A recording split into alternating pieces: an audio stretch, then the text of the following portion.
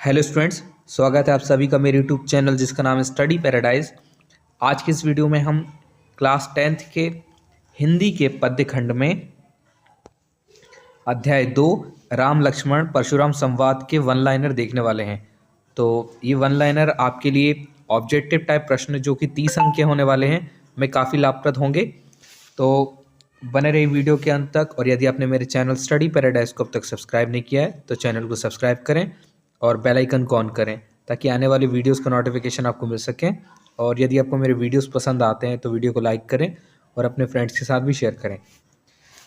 Part 1 सूर्य के पद के वन लाइनर हम पिछले वीडियो में कवर कर चुके हैं। यदि आपने अब तक वो वीडियो नहीं देखी है तो उसकी लिंक यहाँ पर आपको आई बटन पर शो हो रही होगी, यहाँ से जाकर आप पिछली वीडियो को देख सकते हैं।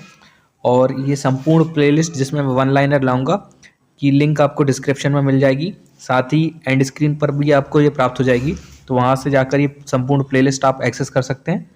तो देखते हैं, पार्ट का नाम है पार्ट 2 राम लक्ष्मण परशुराम संवाद। तो इसके जो कवि हैं वह है तुलसीदास, जिनका जन्म हुआ था सन 1532 में, मृत्यु हुई है सन 1623 में। काल जो इनका है वह भक्ति काल है और ये राम भक्ति शाखा से संबंधित हैं। इनके भाव पक्ष की विशेषताएं हैं कि आपका दृष्टिकोण अत्यंत व्यापक एवं समन्वयवादी है और इनकी रचनाओं में शांत रस प्रमुख है।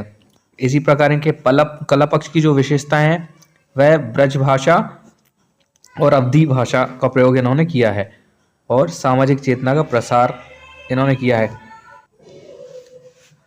आगे है, तुलसीदास का जन्म उत्तर प्रदेश के बांदा जिले के राजपुर गांव में हुआ। तुलसीदास को गुरु कृपा से राम भक्ति का मार्ग मिला। फिर है रामचरितमानस तुलसीदास की प्रमुख रचना है। तो ये काफ़ी महत्वपूर्ण है, पूछा जा सकता है रामचरितमानस के रचनाकार कौन है। फिर अगला है, तुलसीदास की अन्य रचनाएं कवितावली, गीतावली, दोहावली, कृष्ण गीतावली एवं विनय पत्रिका हैं। ये 2023 में भी आया था।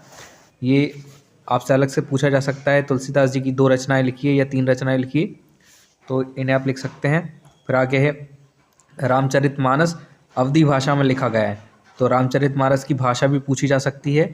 फिर रामचरितमानस का मुख्य छंद चौपाई है, तो छंद किस छंद पर ये रचना लिखी गई ये भी पूछा जा सकता है। फिर विनय पत्रिका की रचना गेय पदों में हुई है। अगला बिंदु है, तुलसीदास की रचनाएं प्रबंध और मुक्तक दोनों प्रकार के काव्यों का उत्कृष्ट रूप है। फिर है, राम लक्ष्मण परशुराम संवाद रामचरितमानस के बालकांड से लिया गया है। फिर है, राम लक्ष्मण परशुराम संवाद में वीर रस की प्रधानता है।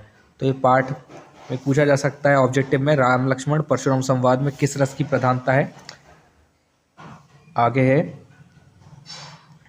सीता स्वयंवर में राम लक्ष्मण गुरु विश्वामित्र के साथ आए थे।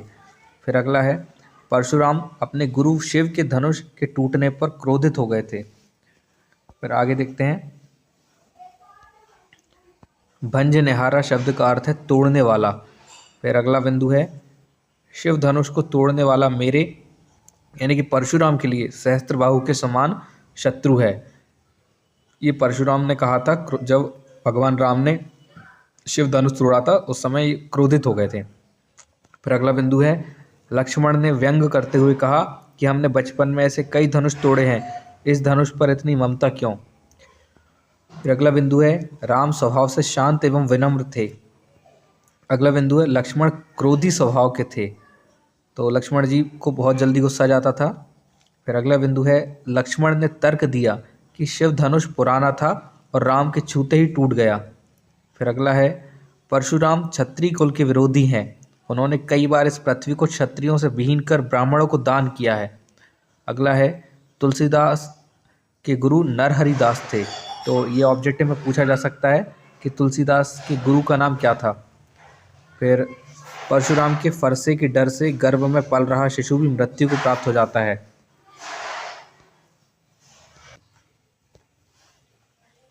फिर अगला वन लाइनर है, कुंभड़बतिया शब्द का अर्थ बहुत कमजोर निर्बल व्यक्ति या कुम्हड़े का बहुत छोटा फल होता है।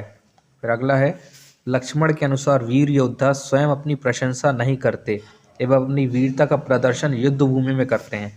तो ये 2022 में ये ऑब्जेक्टिव प्रश्न के रूप में आ चुका है। फिर अगला है, विनय पत्रिका एवं कवितावली की रचना ब्रज भाषा में की गई है। ये प्रश्न भी 2023 में ऑब्जेक्टिव में आ चुका है। फिर रिसाई शब्द का अर्थ क्रोध करना होता है। ये भी 2024 में आपको मिल चुका है। फिर अगला है, भगवान शंकर का धनुष राम ने तोड़ा। तो ये ऑब्जेक्टिव में आ चुका है 2022 में। तो अध्याय 2 के वन लाइनर्स में बस आज के लिए इतना ही। मिलते हैं अगले अध्याय 3 के वन लाइनर्स के साथ अगली वीडियो में। तो इन वन लाइनर्स की जो संपूर्ण श्रृंखला चल रही है, इसके लिए बेल आइकन को ज़रूर ऑन कर लें ताकि आपको संपूर्ण अध्याय के सभी अध्यायों के वन लाइनर्स मिल सकें। आने वाली वीडियोस में मैं हिंदी के साथ साथ अन्य विषयों के वन लाइनर्स और साथ ही साथ पिछले वर्षों के जो प्रश्न पत्र हैं वो और उनके जो मॉडल आंसर्स हैं उन पर भी वीडियो लाने वाला हूं। तो चैनल को सब्सक्राइब जरूर कर लें, ये आपको परीक्षा की दृष्टि से काफ़ी महत्वपूर्ण होने वाला है। तो मिलते हैं अगली वीडियो में।